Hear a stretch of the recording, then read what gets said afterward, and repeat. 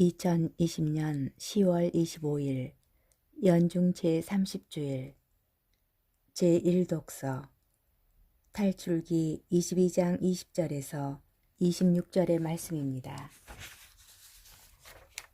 주님께서 이렇게 말씀하신다. 너희는 이방인을 억압하거나 학대해서는 안 된다. 너희도 이집트 땅에서 이방인이었다. 너희는 어떤 과부나 고아도 억눌러서는 안 된다. 너희가 그들을 억눌러 그들이 나에게 부르짖으면 나는 그 부르짖음을 들어줄 것이다. 그러면 나는 분노를 터뜨려 칼로 너희를 죽이겠다. 그러면 너희 아내들은 과부가 되고 너희 아들들은 고아가 될 것이다. 너희가 나의 백성에게 너희 곁에 사는 가난한 이에게 돈을 꾸어 주었으면 그에게 채권자처럼 행세해서도 안 되고 이자를 물려서도 안 된다. 너희가 이웃의 겉옷을 담보로 잡았으면 해가 지기 전에 돌려주어야 한다.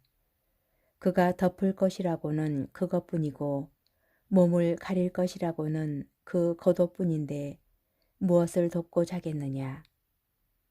그가 나에게 부르짖으면 나는 들어줄 것이다. 나는 자비하다. 주님의 말씀입니다. 제2독서 사도 바오로의 테살로니가 일서 1장 5절에서 10절의 말씀입니다.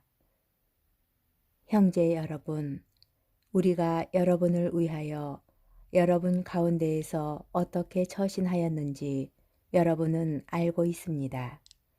또한 여러분은 큰 환난 속에서도 성령께서 주시는 기쁨으로 말씀을 받아들여 우리와 주님을 본받는 사람이 되었습니다.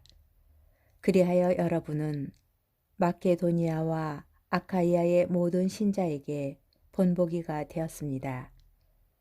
주님의 말씀이 여러분에게서 시작하여 마케도니아와 아카이아에 울려 퍼졌을 뿐만 아니라 하느님에 대한 여러분의 믿음이 곳곳에 알려졌습니다. 그러니 우리는 더 말할 필요가 없습니다. 사실 그곳 사람들이 우리에 관한 이야기를 전하고 있습니다.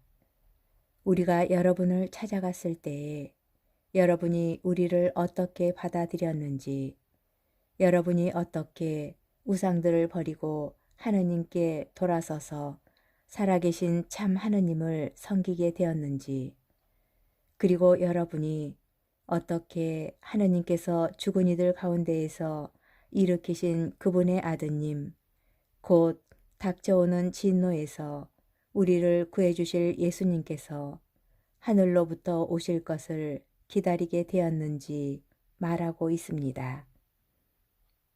주님의 말씀입니다. 복음 마테오 복음 22장 34절에서 40절의 말씀입니다. 그때에 예수님께서 사두가이들의 말문을 막아버리셨다는 소식을 듣고 바리사이들이 한데 모였다. 그들 가운데 율법 교사 한 사람이 예수님을 시험하려고 물었다. 스승님, 율법에서 가장 큰 계명은 무엇입니까?